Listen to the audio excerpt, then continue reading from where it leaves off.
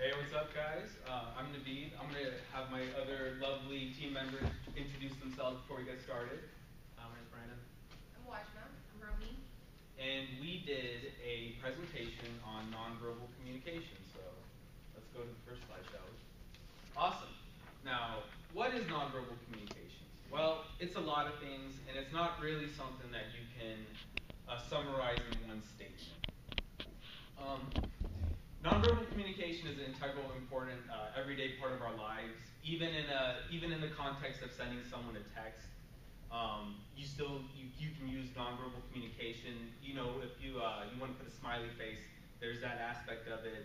So there's a need for that context when we're communicating to each other. Does anybody, by any chance, know what percentage of communication is nonverbal? Anybody? 93%. That's amazing. How did you know that?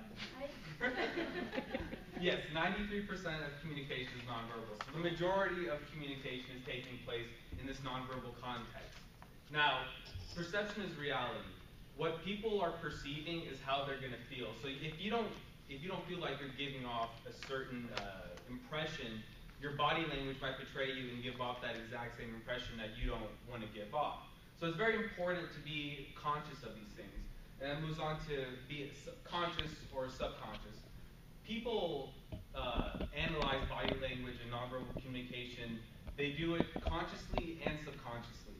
So you can be more aware of it, or you cannot be aware of it, but it's still going to have an impact on you, and you're still going to pick it up on other people. But if you learn a couple things during our presentation, then it might give you greater insight onto what your friends, families, coworkers are trying to communicate to you. So it's important. And so we organized it in three keys of nonverbal communication, which are vocal dynamics, visual thinking, and gestures and facial expressions. And my lovely team members are going to expand and give you details on those three sections. So here they go. So for vocal dynamics, as a speaker, you want to sound lively, dynamic, and have an empathetic voice. And why you want to have an empathetic voice? Well, according to the article that we read, it tells your listeners you're connecting with them on an individual and emotional level. So when you're giving your speech, you want to capture their attention, not lose them. So there are four tools of vocal delivery, and they are emphasis, pitch, variety, pacing, and rhythm. So emphasis is exactly what that says. You want to emphasize on your words when you're giving your speech. Pitch variety, you want to stay at a good level. You don't want to be too loud or be too soft-spoken. They're not going to listen to you. And pacing and rhythm, they're pretty much the same thing. You want to be consistent with your speed and be smooth. Um, there's a quote that I wanted to read for you guys. It's by Susan Berkeley. She's the author of Speak to Influence, How to Unlock the Hidden Power of Your Voice. So according to Susan, the first brain of the people listening to you responds to vocal pitch, inflection, and tone. You'll lose your listeners if anything in your voice seems threatening, boring, phony, or hostile. So it's going to sound very funny. Okay, the second part is visual thinking.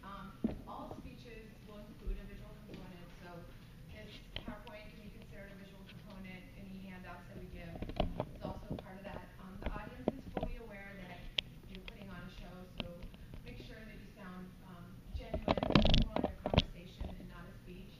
There's three things to avoid while speaking: nodding repeatedly, taking a hunch over a defensive posture, or using overly large abrupt movements. Using these techniques along with the old age eye contact will ensure that you will have a cohesive presentation for speech. All right, and I'm going to be going over arguably, I think, the most important aspect of the three keys of nonverbal communication: gestures and facial expressions. Before I do, there's a little quote I like to read for you. Audience members make decisions about your credibility and professionalism just by watching how you carry yourself and how you relate to their presence in purely physical terms. Pretty profound stuff. So gestures. And we've been talking pretty much the entire presentation about being genuine. That's one of the most important aspects of nonverbal communication. If your audience can sense that you're not genuine, they're pretty much going to write you off as a phony. And one of the biggest issues with gestures is that it can make the speaker come across as being superficial. So you want to be genuine in your gestures. Another thing is that physical expressions should not be rehearsed, they should be natural. I don't know if any of y'all have seen clips of Hitler speaking.